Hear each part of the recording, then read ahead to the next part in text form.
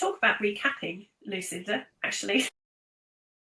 So for the benefit of the recording, for those of you that didn't hear that, we want to think actively about the presentation that you're doing, and if you had to, when you're doing your presentation, what do you want them to know, think, feel, or do? I want you to actively think about that and write that down. Your question, Lucinda? That's what I needed. That was the recap I needed. Thank you. Lovely. I mean, that is literally the most important question. Someone says, can you go and present to that audience? Yes. What do you want them to know, think, feel, or do at the end? How you get them there will depend on some of those. Who are they? What do they know? Because you've got to pace them where they're at and then lead them where you want them to go.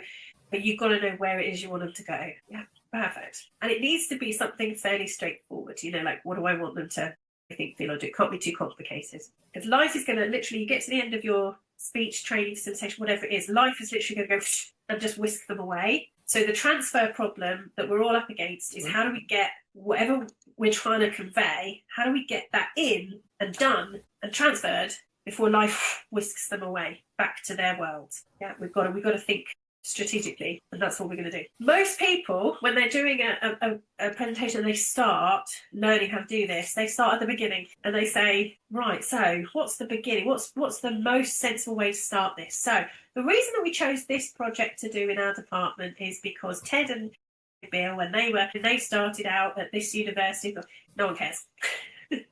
So the key is, get it out of your system, write it down, everything that you know on this subject. Everything you could possibly talk about, write it down. Get a big piece of paper, and you'll be surprised that you can say a lot more than you think. Write it all down, everything that you could possibly talk about. So whatever it might be, what could you tell this audience? What could you teach this audience? What could you share with this audience? All the little stories. So when I talk about believing in people and people believing in you, as one of my big talks was speaking gigs, as it were, I could tell so many stories of each of those moments where I've seen this happen in my own life. And you have to be selective, because the more stories that convey the same thing, you'll water it down. So you want everything out, first of all, on a big flip chart, if you've got one, big piece of paper. I love these what are they called, A3 workbooks, like just big A3 pads paper, love those. And then everything you could say until you've exhausted your brain, then think about everything of that. What would you like to say, right? So not what you think you have to say, what would you like to say? On that, what would you like to talk about? What's your preference? Lovely. And then everything that you must say comes at the end. So you've got it all out of your system, like, oh, I know so much about this topic. Great. What would you like to say and what would you must say? Now, you could also work the other way round. Yeah. So if your brain works better the other way around, then what you can do is just write everything that you know. Yeah. So if I was doing this on the training, is different, obviously, because there's going to be a huge amount of things you can cover in a training, in a longer session rather than a speaking, but just a speech. So if you write everything down that you could talk about, and then imagine, let's say the time available that you've got is 7 minutes. So if you only had 1 minute, what would you choose? If you had 1 minute to deliver your Earth Tourism Board advert, right? Here's the biggest lesson that I've learned on Earth so far. 1 minute, what would you say? You probably have to give the short version. You probably have to say something like, the biggest lesson that I've learned from being a human being on this planet is life is short. Yeah, shorter than you think. 1 minute, done. If you had another minute, how would you expand upon it? Or would you add a different point? Would you maybe tell a story? If you had another minute, what would you do? And incrementally increase the things that you talk about, or expand on the things that you talk about. Because that way you're only ever including the most essential things that will help your audience do their call to action. So I'm going to say this again. The only things that you need to include are things that will help your audience to do the call to action. If they won't help the audience to follow the call to action, don't put them in. If knowing about the origins of the project and how it came about and everything else is not going to help them follow the call to action, don't put it in. No one cares. So what must you do? Like, if you had a minute to pitch, so one of the things I like helping is people who are pitching for investment money.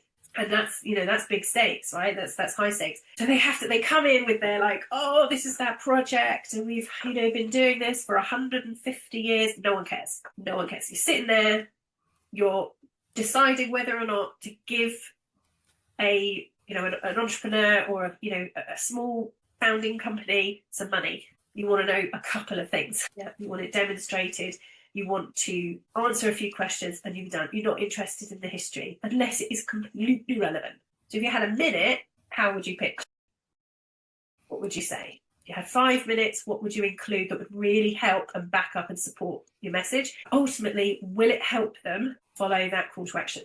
So here's another way. So literally, if you had limited time, you go through of everything that you could talk about and you just circle the things that you must say, like that you couldn't not say. And then you go through and you circle the things that you would like to say if there's time. Yeah, makes sense? Everybody with me? What's the silent scream? You'll find out tomorrow. And let's hope it is silent, that you don't get to, that you're not so frustrated with the process that you do a real one. But it's a silent scream, a way to deal with nerves. One of my favourite ways to deal with nerves that are imminent before you go on and do a presentation. It's really good. So, think content. Why am I teaching them this? Why am I telling them this? What's the takeaway for this? If there isn't a takeaway, probably don't need to say it.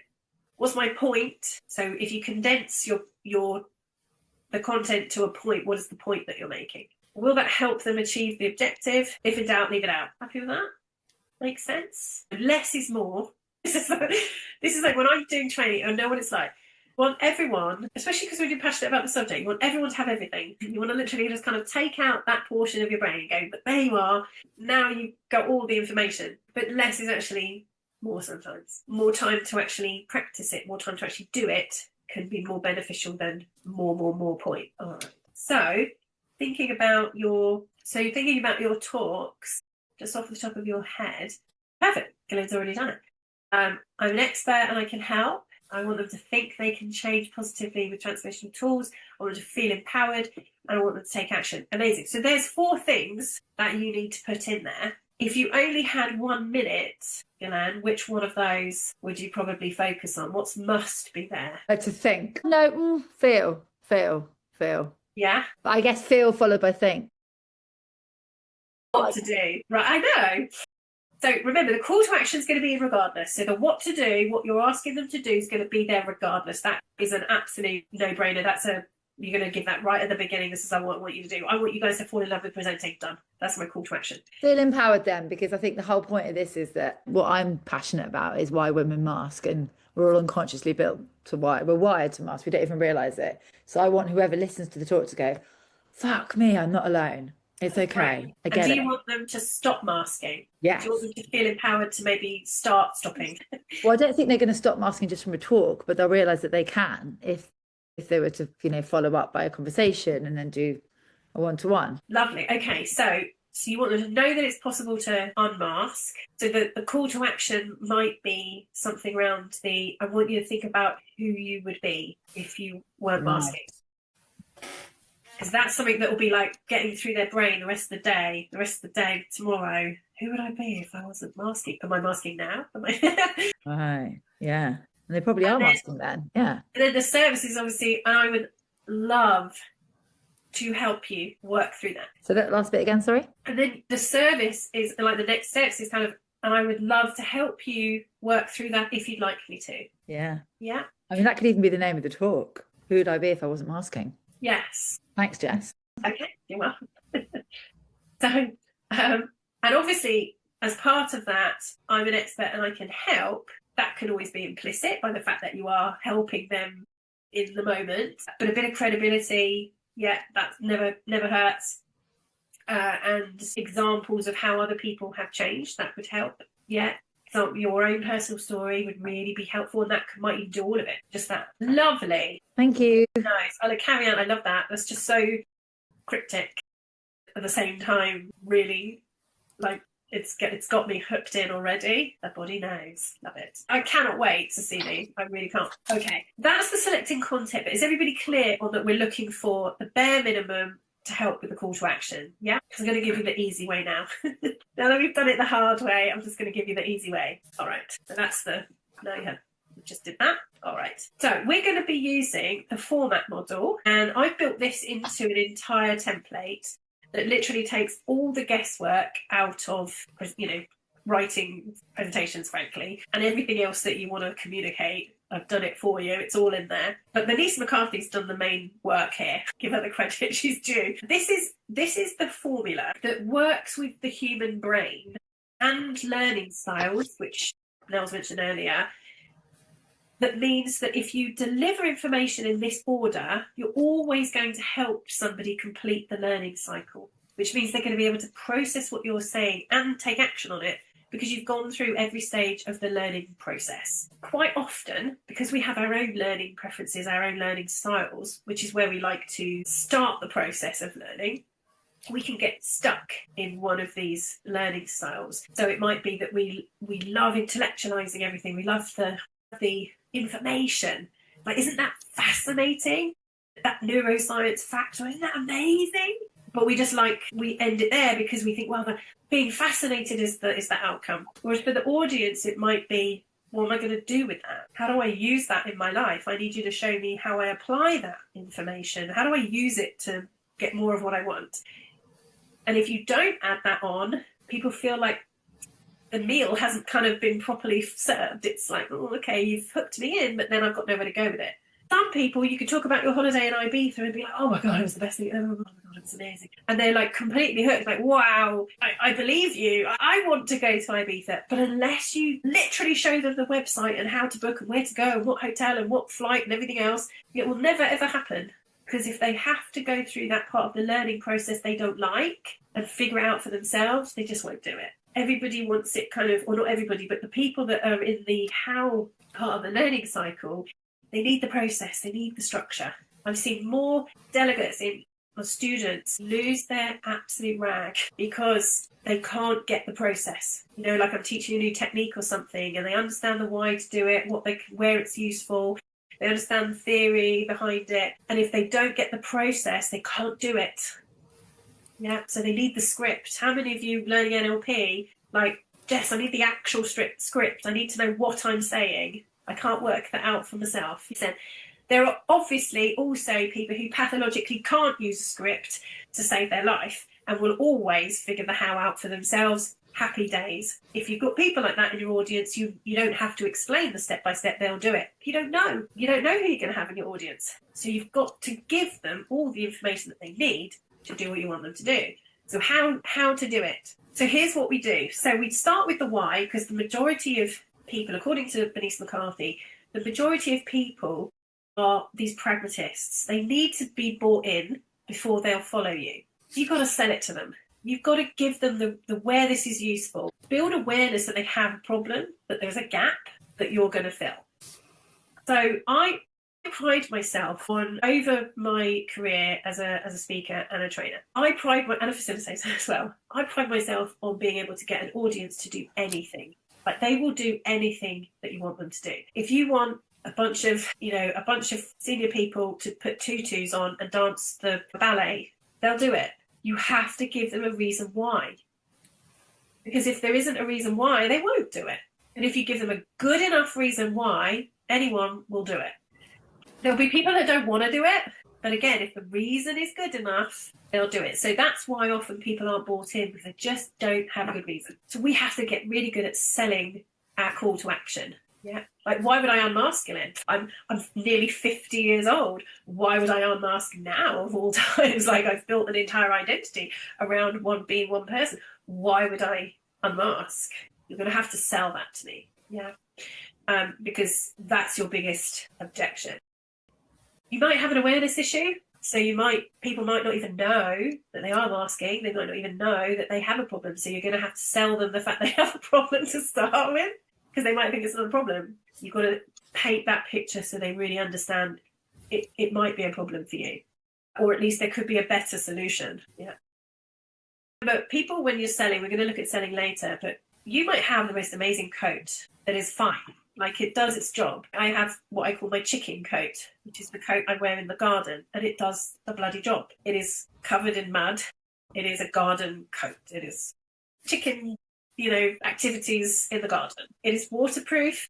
It is warmish. It's absolutely fine. If you wanted to sell me a better chicken coat, you would have to sell it to me. You would have to make me think, oh, this chicken coat's rubbish. It doesn't do all of these amazing things that the other one would do, right? I'm satisfied with it, but you could convince me by painting a picture of what it could be like, or by asking me questions that would help me realise, well, yeah, no, it doesn't do that. Oh, no, you're right. It does in cold weather. It is a bit rubbish, and etc. In the why section, we're selling. Yeah, that is essentially what we're doing. John, got a question? No, so that's just me inhaling. That's just me breathing. So I obviously It's moved. remarkably like somebody who's got a question. The only thing I was going to say, I Yeah, suppose I there have you got go. a question. I think you were mind reading better than I realised. I just didn't realise I had a question. So with the story, can that be hidden into the story though, in the why? 100%. Yeah, but everything can be done in the story. But the why section is absolutely the best place to put stories, because what better way to sell to someone than have them be part of the story, have them feel everything, go through that experience in hypnosis, and have them kind of feel everything that you're saying and not realize that they're being sold a solution. Yeah, because remember, as speakers, we're not talking about, obviously if you're Russell Brunson and you're standing on stage, you are trying to sell ClickFunnels, make no bloody mistake about it. But whatever value that you're receiving, no matter what like why section you're experiencing, you know the end result is he wants you to sign up for ClickFunnels. So he doesn't even hide it. Like, obviously that's what he wants you to do. He just does it in such a way as to make you want to sign up for it. And obviously you still have free will. But if he talks throughout a story, he's doing it because he wants to show you what life could be like, you know, if you don't, and what life could be like when you do, to make you feel like you're going to miss out, and so on and so on. That is just what sales is. It's not taking away free will. And anybody who tries to tell you that your life won't be worth living if you don't buy something is an idiot, right? Because nothing, do you know what I mean? Unless you are literally selling life-changing surgery or, you know, life-saving treatment, everything else is still free will and optional. Will you be all right if you don't buy something? Yes, of course you will. Of course you will. So we're not trying to sell like hard sales, make people feel like they're, you know, missing out, they're going to be losers if they don't do it. That'd be awful and unethical. We're trying to sell somebody an idea, a possible future, and see if they want it. And then we're going to show them how to get it. And then more importantly, with transformational speaking, at the end, we're going to say, if you want more help with this, I'm here, right? So when Russell talks about ClickFunnels, he might say, right, what you need to do is you need a funnel, you need this, you need to do this. If you can do that, it's amazing because of this and this and this. If you want it to be really easy, then I use ClickFunnels because I've done all that for you. That's how he does it, right? He doesn't say you'll be a loser if you don't. You won't ever make any money if you don't. He'll just say it's easier if you do. So that's what we're doing. We're selling the call to action in the why, and a story is perfect. Yeah, a story where you've applied the call to action. I love sales. It's all about influence and motivation. If somebody can sell me getting up at 5 o'clock in the morning to meditate, for example, they could sell it to me to make me want to do it. I would love that. Yeah, sales not bad. Yeah, if you get somebody who's really good, they can sell you what you want to do. Does that make sense? So for anyone who's a bit nervous about sales, I'm in, sell a 5-minute minute. No deal, no deal. I'm not getting up at 5. Do the 10 a.m. meditation. Great. So this is the format model. So the why, got to sell people. Why would you want to do it? Why would you want to? For sales, it's why buy it at all? Why buy it from me? And why buy it now? Those are the 3 questions that you have to answer if you're actually selling something. Okay, not necessarily in your speeches, but if you are selling, if you're business development, you're selling a product. Those are the 3 questions. The what is just, in order to do my call to action, what do you need to know? Yeah, what is the information that you need? So it might be, I want leaders to invest in psychological trust, processes that are going to improve psychological trust. What do you need to know in order to do that? Well, you need to know how much it's taking out of your bottom line, for starters. Yeah, how much your sickness rate is going up because of lack of psychological trust, how much your retention rate is going down because of your lack of psychological trust, and so on and so on and so on, and your performance, obviously. So that might be all I need to do. The what section. And then what do you need to do? Here's what you need to do. 2, 3. So I could also put the statistics in the why section as the convincers. Yeah, as the why do it? Because it's affecting your bottom line. What do you need to do? Do some trainings, do some coaching, do some temperature gauging. How to do it? This is where we move into the step by step. So I might take one thing for the team example, and I might say, right, here's a questionnaire that I would start with. You want to go around, you want to ask everybody anonymously what the level of psychological trust is in the team. And if it's between 1 and 3, this is what I would do. If it's between, 3 and 6 out of 10, this is what I'd do. If it's between 6 and 9 out of 10, this is what I would do. And then the what if section. Now, this could be a section for what ifers. What ifers are, I'll give you an example of like a pure what if person. Let's say it's mechanics 101, day 1. Yeah, we're all on evening class learning to fix our cars back in the day when you could. They weren't all electric. And imagine on that first day, we're all sat around with our notebooks. Like, okay, what are we going to do today then, teach? And they say, right, today we're going to go through the engine and maybe able to label all the parts of the engine. Brilliant, brilliant. The what if person is going to have their hand up straight away, and they're going to say, listen, my exhaust makes this horrible noise when I go above 30 miles an hour. What do I do about that? And the teacher's going to say, well, we're not doing exhausts today, Billy. We're going to do exhausts on Friday. Today we're just looking at the labelling the engines. Billy's like, oh, all right. And then they get to spark plugs, and Billy's got his hand up again, and he's like, my engine makes a really, my exhaust makes a really loud noise when I go above 30. What should I do about that? I'm like, well, Billy, we're not doing exhausts right now. We're doing labels. We're doing spark plugs. Billy doesn't care, because Billy is a what-ifer. He has a question, and he just wants that question answered, and then he's going to go away and figure everything out himself. Billy might be an entrepreneur. Billy might be just all about the application. The what-if people are not the people that pick up an instruction manual, read it cover to cover. They go, contents page, where's the bit that I need to fix my exhaust? I'm going to go do that. They're on YouTube, yeah? Which is why we deal with them at the end, because the chances are is that all their questions have already been answered by the time that we get to them. Yeah, the chances are is exactly they're ready to go off and do what we wanted them to do. Why fix an exhaust? What you need to know about exhausts? How to do it? The what if person's going, great, I am now going to go and do it. Yeah. We want them to wait until the end. So most what-ifers don't tend to show up in trainings. They tend to prefer to do it one-on-one, YouTube, mentoring, that kind of thing. But every single person in the learning process needs to be able to transfer what they've learned outside and actually do it. The what-ifers will do it anyway. Everybody else needs that section where we implicitly and explicitly say, how will we get what you've thought about here that's made you feel passionately about this? When will you do that call to action? How will you do it? When will you do it? Can you see yourself doing it? Because life's going to take them away as soon as we finish. So, great example would be if I said to you, my call to action would be get an extra hour's sleep a night. How would I make you transfer that? And let's say you were bought in completely. What would we have to do in the room to make sure that happened? What do you think? In the what if section. Those of you who are coaches know about this, because this is they're bought in, like totally geared up, then they don't do anything. Sorry, Jess. So this is the time problem that's called the transfer problem. Convincing people in the moment and then getting them to do it when they've left the moment is the key. So what do we do? Let's say somebody's completely bought into your idea and they're saying, okay, great, I will think about that, or yes, I will book that holiday to Ibiza. They're bought in. How do we get them to actually do it though? What do we need to do in that last little part of the talk or the presentation to guarantee or at least stack the deck in favour of them doing it? Any ideas? To give them benefit, get them to understand their own benefit. That's going back to sales.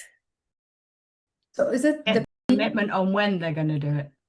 We need the when. Definitely. We need to. This is why every NLP technique has a future pace at the end. We need to talk about what they're going to do. Imagine if you were doing this, whatever this is, and, it was giving you the benefits that we discussed. Yeah. You could talk about what that might feel like and what's the one step that you could take to get you closer to your... That's it. I'm not necessarily always telling them what the step is, but asking them. Ask the question. So they can see it. Yeah. Is the allowing them to visualize how this product or this item or experience will add added value. Sorry, I know there's double. Let's go back to sales. So assume that you've sold it. Let's say you've sold it to them. They're absolutely like chomping at the bit. So, I have been essentially selling things for 20 years.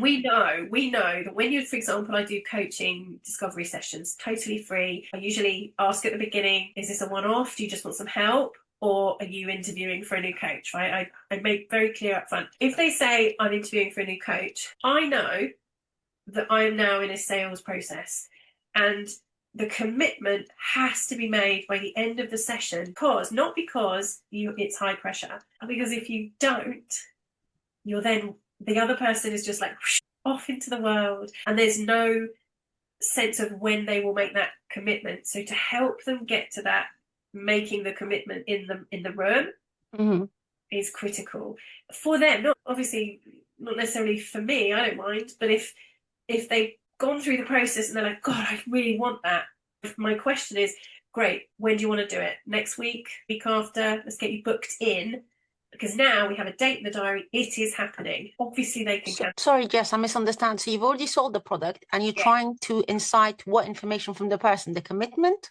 Yes, you've sold it.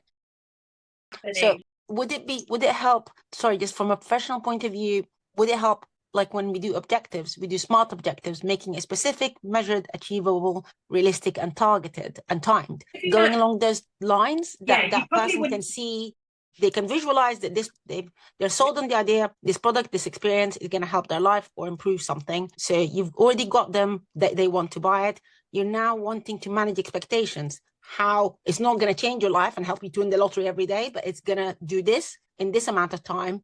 Don't worry about the expectation. It's literally just the commitment. It's just getting them to do it. Okay. So one option is getting to do it in the room. If it's, I want you to have 1 hour's extra sleep a night, we can't do it in the room. Like, we can't get them to actually have the extra time of sleep in the room. Maybe we can. So we're going to have to, so for me, I would say, okay, so I want you to think about tonight or tomorrow night. What's the earliest day this week that you could have that extra hour? Okay, and think about the obstacles that might get in the way, and imagine that you overcome those obstacles and have that extra hour's sleep a night. And I want you to imagine 3 months' time from now and you've done that, and how much better your life is just from that one extra hour. There's I need to find the neuroscience quote, but basically, if you can get people to buy in, for example, to doing more exercise, the people that will, when you ask them when will they do it, there is a massive increment. I'll see if I can find the numbers. A massive more like increment in terms of how many people actually do it. So it's just, when will you do it? Yeah. So if you're selling something, commitment as soon as possible in the room now when you're already fired up, great. If it's a speech and you want them to do something, when will you do it? That's what we have to do. Future pacing is what we use in NLP to have you imagine yourself doing it and how amazing it's going to be. That stacks the deck too. But it might be just, I want you to imagine having that extra hour, and I want you to imagine starting tonight. Really imagine how that's going to feel. Yeah. So really bought in with the idea of this. The mechanisms can come later, but as long as you understand what this section's for. Kina, yeah? Question? I was thinking, how about a way could be, yes, future pacing, and then having them repeat the commitment as an affirmation. Voicing it out creates this feeling as well. Yeah, absolutely. That's it. Having something, because I challenge you to watch lots of TED Talks, and I challenge you to listen out for the call to action. And I want you to notice how compelled you are, like how amazingly, a job they did to convince you that you should do the same thing as what they're saying, that they've sold you on it. And then I want you to answer the question is, how compelled do you feel to actually do it? Once you've moved on to the next TED Talk, how many do you feel compelled to do? Or how many were brilliant in the moment, but then got lost because there was nothing concrete in terms of a change in behavior. So the change in behavior needs a when. Yeah. So from a neuroscience point of view, you need a when. When are you going to do it? Jess, am I right in imagining this, if you're like selling an experience and not a product that you actually feel in your hand, when you're getting to them to make that commitment, they're already buying, but you make a commitment and you're trying to help them visualize when they're going to experience this. So you're changing it from something intangible, as a feeling, to something tangible by saying to them, you're going to do it tonight, and I guarantee, or by the time you repeat it a few times, but at least the first time, you're going to feel, going back to your example of meditation, if you do this tonight, it won't appear from the first time, but from the first time you start feeling a little bit better, and as you repeat it every night, it will go on and on. and getting that commitment for regularity, but starting with that first day and that commitment in the room. Am I right in that? Tangible to intangible? Thank you. So full transparency, my call to action, apart from falling in love with presenting, I want everybody to come to Speaker Club. Like, I want everybody here, if you possibly can, to come to Speaker Club it's free, and it's on every other first and third Thursday of the month, 7 till 8:30. And I want everybody to come to that.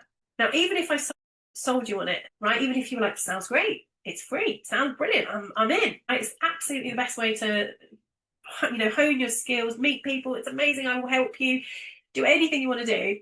I want you to join it. I want you to have that experience. Let's say you're bought in, and I say, join this link. Like, the link's here. That's the how. Yeah, here's the link to register. The what if would be, I want you to do it now. Here's the link, do it now. Does that make sense? Because if it's a task that has to go on your list for later, it won't get done. And it might get, but if it's done, it's done. And then you can move on with your life. Does that make sense? And then you know, okay, it's in, it's when, I've done it, when it's happening. That process is going to happen now. I've committed, I'm done. So that would be my objective, is to make sure everybody's signed up for Speaker Club, who wants to, by the end of the session. Sorry, again, procrastinator and very lazy.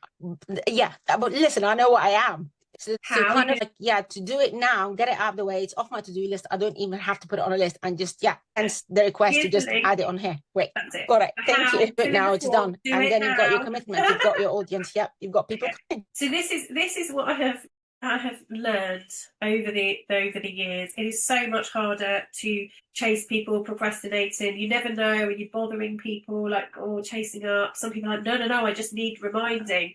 Ugh, who's got the time there?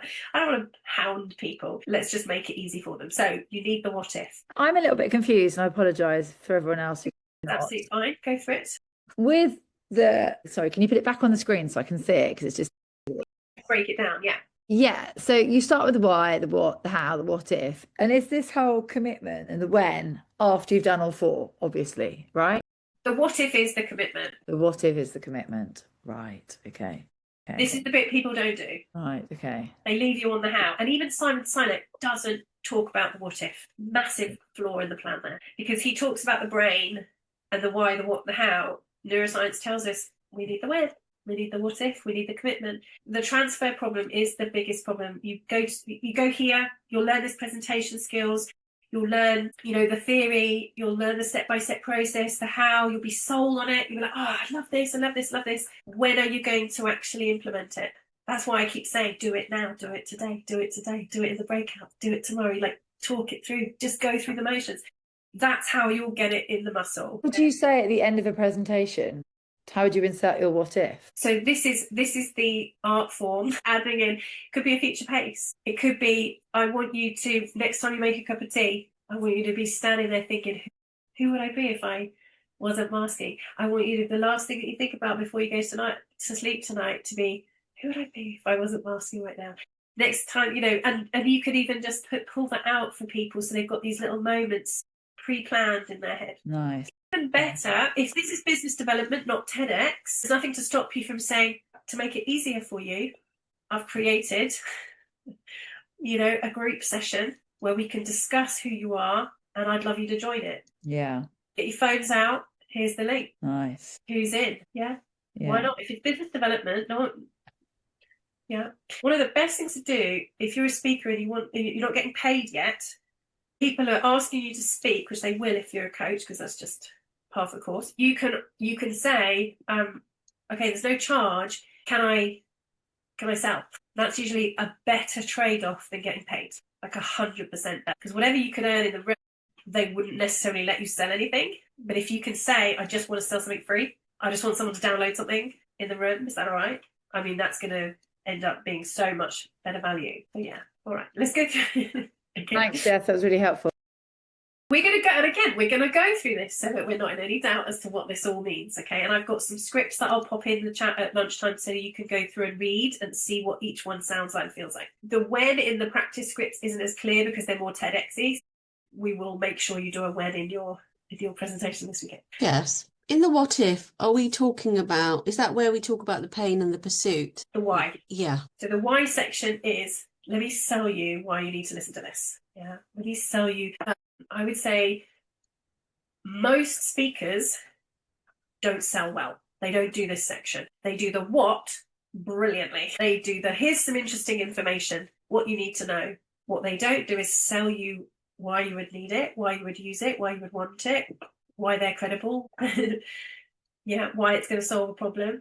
And that's where you'll make a massive difference to the effectiveness of your speaking and presenting. Even if you're delivering the quarterly updates, right, there needs to be a why section in there to get them to engage. And there's loads of different techniques that we can use that we'll look at after lunch for making this easier. But just for now, I want you to understand what each section is. So, sorry, the what section is all about the information. The how section is the step-by-step. How do they actually do it? We've got some examples in the book, so we'll go through those. And the what if is when, and even what life is going to be like afterwards is fine. Okay, all right. This is all in the manual, so if you're someone who needs a little bit of a moment to kind of read it through and let it cogitate, that's absolutely fine. Here's some examples. So there's another word for it, is engage them, inform them, practice it, then transfer it. So here's a good example. I'll read it through for you. Do you ever wish your team would be more self-reliant? Do you find they bring you their problems and expect you to solve them for them? Would you be interested in a method that would help them be more self-reliant and give you more free time? Or another way you could say that is, if I could give you a method that would make them more self-reliant and free up your time, would you be interested? Yes or no? And you can feel that that's like, oh, yes, I would be interested. Good. Coaching is an effective method of developing your team, which will teach them to trust themselves and help them to be more proactive in solving their problems. That's just the what, right? What it is. Great, Jess, that's really useful, but how do I coach somebody? Oh, well, I'm glad you asked, I'll tell you. Getting started in coaching is so easy. You just start by asking them what their outcome is and ask them how they think they could achieve it instead of proposing the solution for them.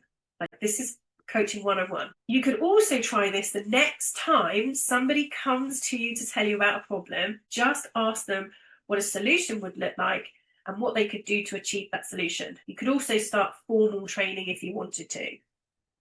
So we've given them a specific imagined moment. The next time that somebody comes to you and says, oh, the photocopy is broken, what shall I do? Instead of you saying, oh, call Jane and, in admin or whatever, she'll help.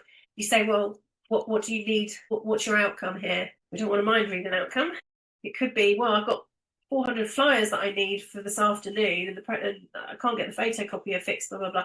Great. So you need 400 flyers by this afternoon, yes? Yes.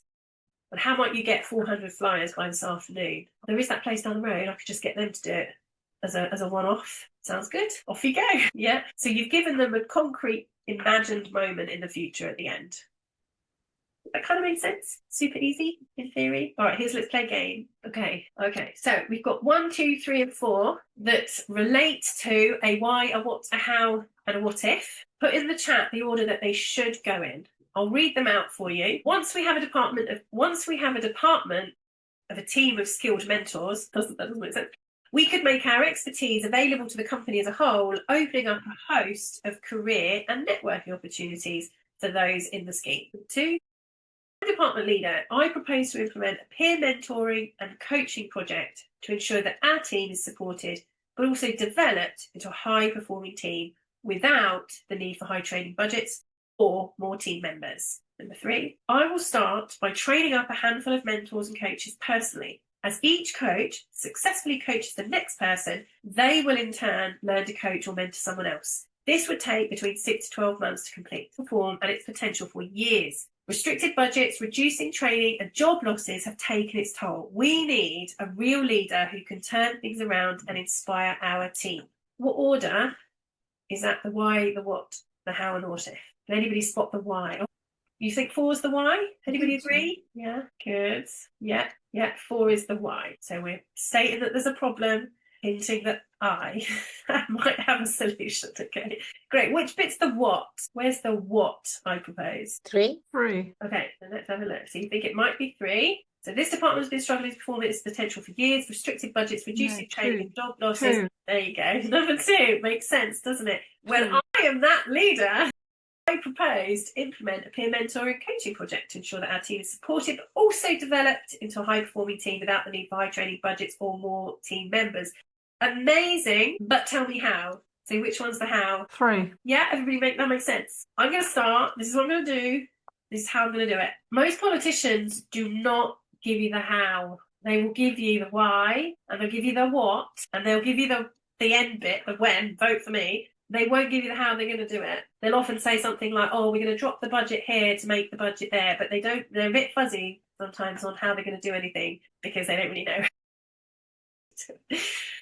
And then finally, the what if, only one left, which is number 1. So also, this is really important because notice what happens from a psychological point of view. If I'm pitching this to let's say my senior team, and I want to be elected as a leader, for example, this is my idea. If I say something like, once we have the Department of Team Skill Leaders, we can do this. I'm future pacing, it's already done. And I'm helping them to see a life where it's already happening. And they've played it into their heads. So once we have a Department of Team Skill Leaders, we could do this, and even more things, amazing things can happen. Yeah. At the end, obviously, you would then follow it up with your call to action. So that's in the template. But for now, we just want to make sure we understood the format. Everybody happy with that? You could put the when in there as well. So my proposal would be that we start immediately, and here's the link to the resources that we can share today, something like that. Okay, puts it all mapped out for us. Now I'm going to put this in just because some of you who are more experienced, you might notice that you already present in one dominant area. Okay, so for those of you that already present, you probably know where your comfort zone is. There's people in marketing are brilliant at the why, the sales. This will be so amazing. This will be so great. And then they need to then learn how to go into the structure and the evidence and the information a little bit more, maybe the plan.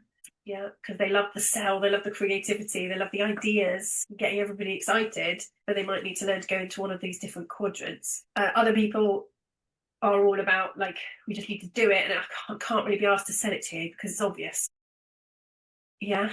And so you might find that you get stuck in one of these comfort zones. Is there anybody that can recognise straight away that you might be an information person? Like, I don't want to have to sell it to you. Like, just, it's brilliant. Use it.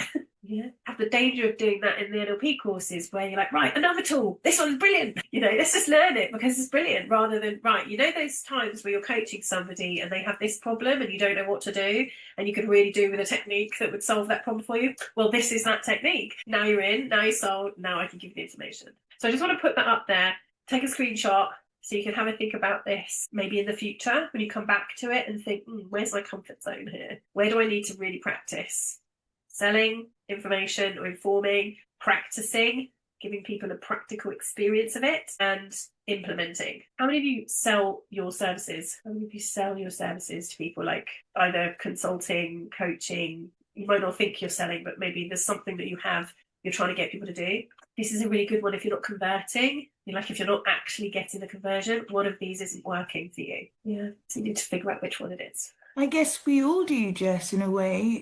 Sorry, I'm just thinking out loud in terms of, whether it's a job application or, it's something that you're wanting to obtain in terms of, work or whatever. I guess we're all doing it, really, yes? Yeah, job interviews, I would say, absolutely brilliant for this, because you are going in there selling you as a solution. Like, why would you hire me? You don't often know that until you know what problems they've got.